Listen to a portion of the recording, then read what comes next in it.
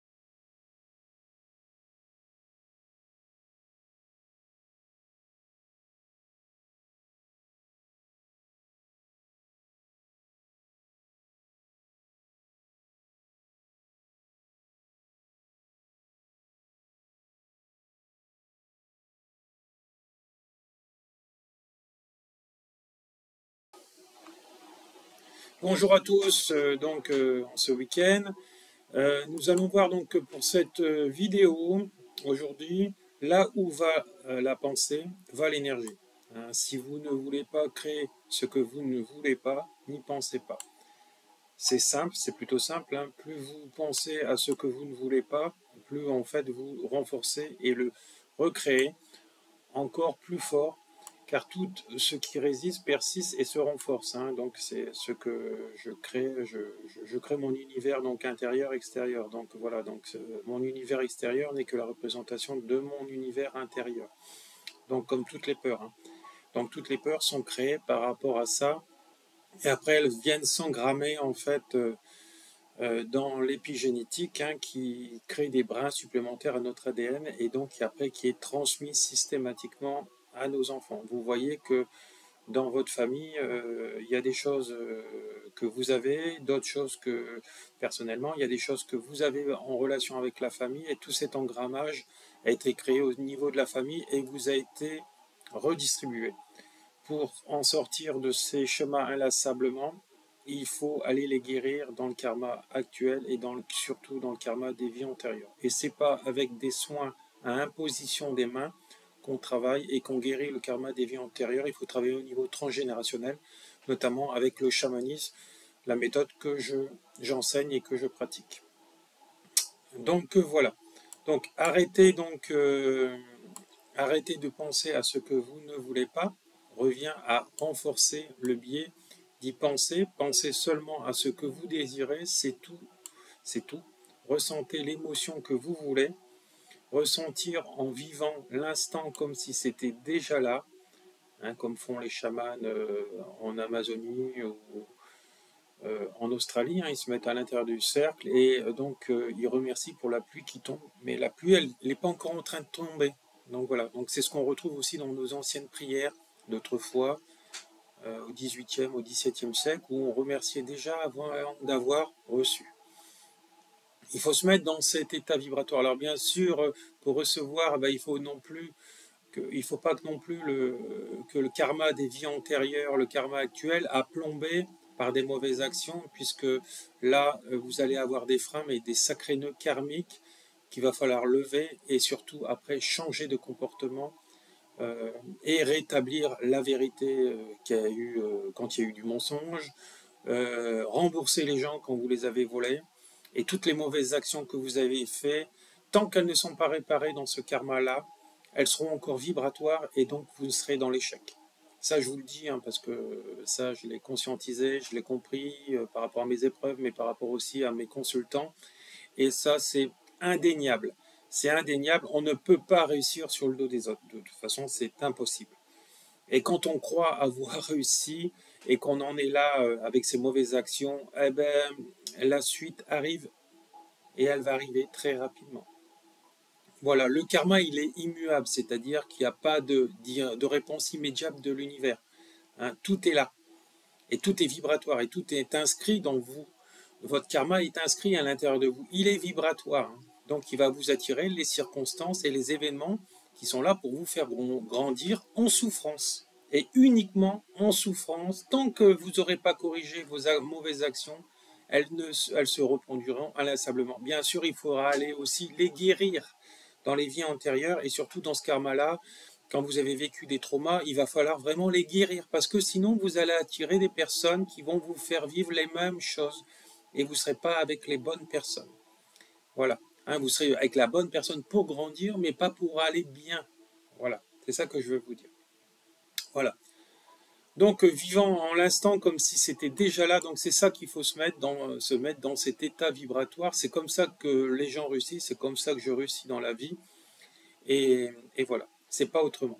Alors, c'est déjà là, ces émotions créées par la pensée qui vous conduira à un sentiment supérieur de joie, de compassion, de gratitude, d'amour qui transformera votre futur dans l'instant même de votre création.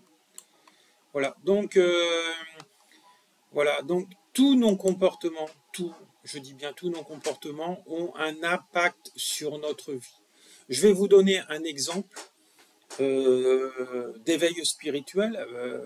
Par exemple, une relation avec un homme et une femme. Alors, à l'heure actuelle, c'est vrai que beaucoup de gens se disent spirituels, etc. Il y a des différents niveaux de spiritualité. Dans la vie, nous avons tous des blessures à guérir jusqu'à la fin de notre incarnation terrestre ici-bas. Mais il faudra comprendre tout en conscience, je dis bien tout en conscience. Alors une personne vraiment très éveillée n'est pas dans le mensonge, elle est dans la conscientisation, elle comprend le problème, voilà, et elle sait où est le point d'harmonisation. Alors donc quand on est dans une relation de couple, notamment donc avec des personnes qui se disent éveillées, on ne ment pas, on ne simule pas par exemple un orgasme, hein, puisque ça c'est du non-éveil. On se fait respecter, on maintient une relation si la relation elle doit être maintenue. Si on est une personne contrôlante, par exemple te dit non, moi je peux pas regarder la télé, par exemple sur cet ordinateur, il me faut la télévision, etc. Absolument, nanana, nanana. C'est qu'on est encore une personne contrôlante. Et donc, on n'est pas dans un total et dans un plein éveil. Je vous donne des exemples concrets. Et parfois même, on entend ses propres blessures. C'est-à-dire que, par exemple, moi, je vois en consultation, puisque les gens me racontent un peu leur vie, hein, dans cette problématique qu'ils ont à l'instant présent. Par exemple, quand ils ont des rapports sexuels, etc., qui sont nourris ou non nourris, l'homme, souvent, quand il est incarné dans son rôle de masculin, de mâle, je dirais mâle, M-A-L-E, hein, voilà, vraiment du masculin, et qu'il est dans cette excitation, je dirais, sexuelle, il est dans cette excitation, donc c'est-à-dire qu'il est dans son rôle incarné de mâle, hein, de dominant, je dirais aussi, puisque le mâle est souvent dominant. Vous regardez avec les agneaux, notamment, on a tous un côté animal en nous-mêmes. Et dans l'excitation, il y a des choses qui sont dites, il y a des mots qui sont dits, mais c'est des mots qui sont dits sur le plan de l'excitation, et non sur le plan de la conscience et du divin. Et puisque de toute façon, le système donc sexuel, c'est l'amour, mais c'est aussi un partage, mais c'est aussi un constat donc animalier, c'est-à-dire se reproduire, voilà. Donc, ce qui est dit dans l'excitation de la sexualité n'est pas dit en conscience. Donc, et la personne qui vous redit des choses qui sont dites dans le moment de l'excitation de la sexualité, elle n'a pas compris le mot conscience. Elle n'a pas intégré le mot conscience à ce moment-là sur le fait de la sexualité parce qu'elle a été blessée sur des faits qui sont liés à la sexualité et qui ne sont pas encore guéris. Et cette personne qu'elle attire à ce moment-là, elle l'attire parce que cette personne-là, elle est faite pour venir la faire travailler aussi en conscience, et voilà.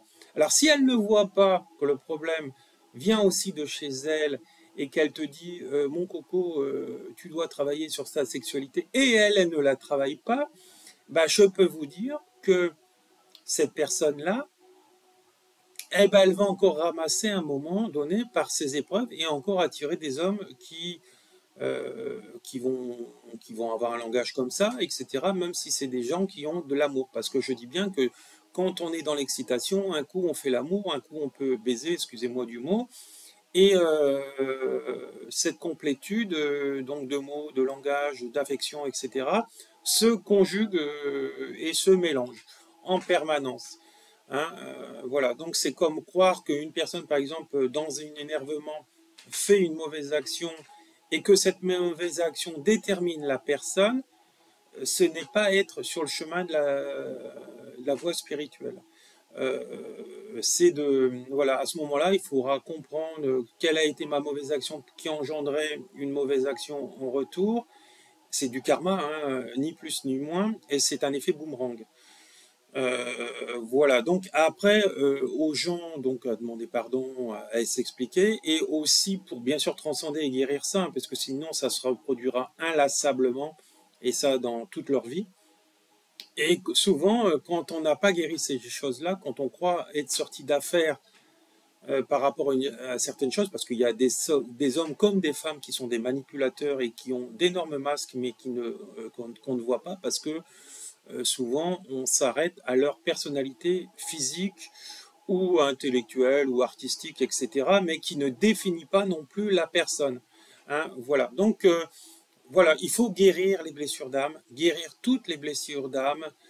Euh, et donc, ce que l'on voit ou ce que l'on croit d'une personne dans sa totalité, quand on n'est pas assez éveillé, je dirais, quand on n'a pas assez travaillé sur soi, ah ben non, ce ne sont que nos propres filtres. Voilà, donc l'effet miroir, voilà. Pour connaître vraiment une personne, il faut vraiment des années, je dirais, et encore, on ne connaît pas une personne totalement, parce qu'il y a des gens qui découvrent leur mari ou leur femme au bout de 20 ans de vie commune, dans la trahison, etc. Et parfois, ben, il y a des gens qui changent de chemin.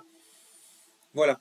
Parce que quand on est trop contrôlant, quand on dit trop ceci, trop cela, je veux pas ceci, je veux pas cela, et que j'essaye de contrôler, et que je veux pas surtout me remettre en question avec l'autre, et que je veux pas non plus aller guérir mes blessures, et que je veux pas travailler sur moi en disant non mais c'est l'autre le problème, euh, c'est comment c'est non mais c'est tout à fait pas possible, ou c'est sale de faire ceci ou cela, non mais il n'y a rien de sale déjà en amour, etc.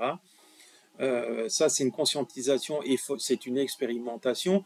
Même ça, il faut le travailler sur soi et être dans la confiance, dans l'amour avec la personne. Moi, je dis quand on aime totalement une personne, on est capable de tout lui donner, même au niveau de la sexualité.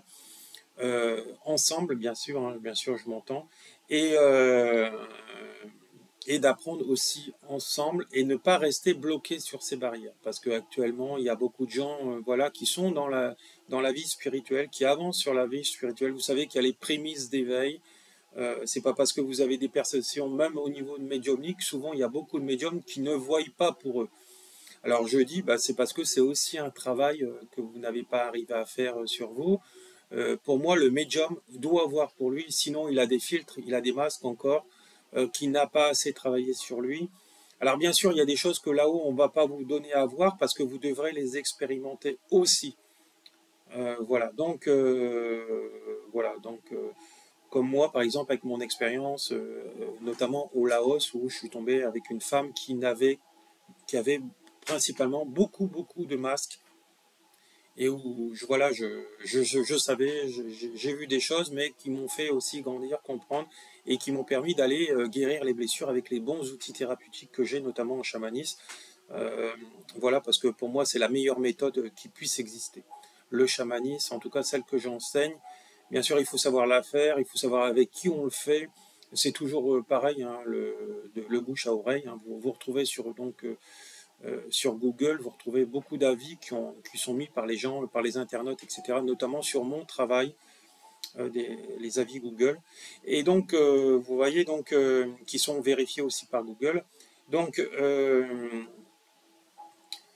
voilà, donc c'est ça, la conscientisation, on n'est pas tous, on n'est pas des saints déjà, de toute façon, l'être humain, quand il est incarné, il n'est pas un saint, hein, je veux dire, il est encore dans des filtres des égrégores, du bien et du mal, et tout dépend où il décidera de regarder et porter son attention. Donc c'est pour ça que j'ai fait cette vidéo qui est très importante actuellement, parce qu'on est dans un monde où vraiment beaucoup de gens sont à côté des choses, et beaucoup de gens voilà, vont voir n'importe qui aussi. Il faut savoir que le statut de guérisseur s'obtient et s'accroît avec le temps aussi. Il y a des très très forts, hein. Je suis allé aussi au Brésil, j'ai eu cette chance d'aller dans les cliniques spirituelles et je peux vous dire que les guérisseurs là-bas, ça dépasse l'entendement, ça n'a rien à voir avec ce qui se passe ici. Et parce que ce sont des médiums, des guérisseurs spirites, des médiums spirites, etc. Alors attention avec le mot, parce qu'il y a aussi des gens qui s'appellent comme ça aussi en France, mais c'est pas pour autant qu'ils sont meilleurs que d'autres.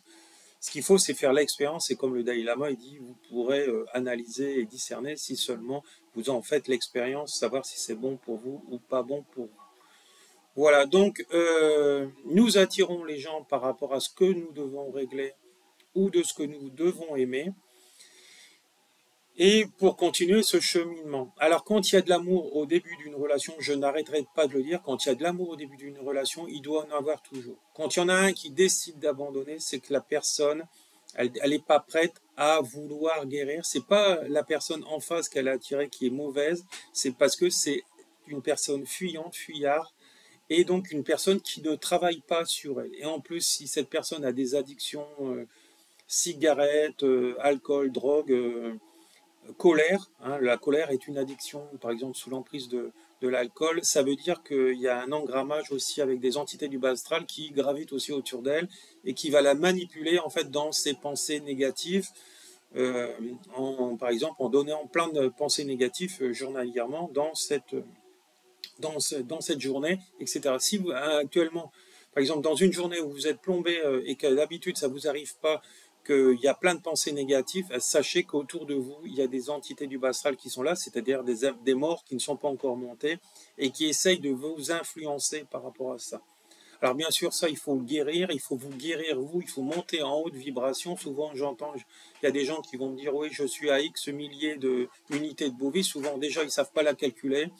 Hein, parce qu'il faut vraiment lâcher le mental, parce que le problème de l'échelle de Bovis aussi, c'est qu'aussi on peut, par rapport la personne qui regarde l'échelle de Bovis quand elle fait son pendule, par exemple, eh ben, il y aura un regard magnétique et elle manipule quelque part son pendule et elle peut le diriger vers... Voilà, c'est pour ça que quand on, on fait l'échelle de Bovis pour avoir le taux vibratoire, il ne faut pas regarder la grille. Il faut détourner le regard et quand le pendule, on le sent dans le doigt, dans les doigts, il commence à s'arrêter, là seulement, on regarde le chiffre qui sort. Voilà. Et sachez qu'à chaque fois, ces graduations peuvent bouger par rapport à vos états émotionnels, ils bougent par rapport à vos états émotionnels. Voilà. Et par exemple, si vous êtes malade, alors là, ça va carrément descendre. Voilà, donc, voilà, beaucoup d'amour à tous. Je vous aurai tous les éléments pour pouvoir me joindre. N'hésitez pas. N'oubliez pas de partager mes vidéos, c'est très très important. Partagez, likez mes vidéos pour justement que ça remonte dans les algorithmes YouTube. C'est très très important pour que un maximum de personnes voient mes vidéos et ça va les aider. Si vous avez adoré, vous avez aimé ma vidéo, n'hésitez pas à partager et à liker. Vous rendrez service à cette humanité qui, pour l'instant, est encore déshumanisée en grande partie. Voilà, je vous dis beaucoup d'amour à tous, je vous souhaite beaucoup d'amour à tous. N'hésitez pas à aller bien, tournez les pensées positives et portez l'attention vers laquelle vous voulez. Hein, donc, voilà, et réécoutez en boucle cette vidéo, hein, c'est de très beaux enseignements, c'est tiré notamment du bouddhisme où j'ai eu la chance de vivre 4 ans en Asie. Et voilà, donc, aimez-vous, aimez les autres, sortez de la haine, du jugement. Hein. Bien sûr, il faut apprendre ce que c'est un jugement et un discernement, parce que souvent les gens se mélangent les pinceaux. Hein. Moi, j'ai 3 ou 4 vidéos qui parlent justement de la différence et de comment savoir. Bien sûr, il faut être vraiment ancré pour savoir ce que c'est vraiment le jugement et le discernement.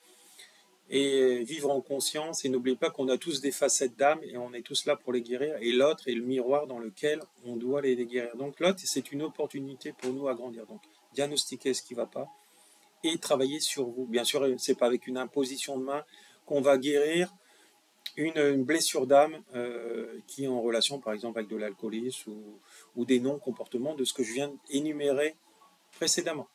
Voilà. Je vous remercie à tous et n'hésitez pas à me contacter, vous aurez tous les éléments pour pouvoir me joindre sur cette vidéo. Merci, au revoir. Bon week-end, beaucoup d'amour.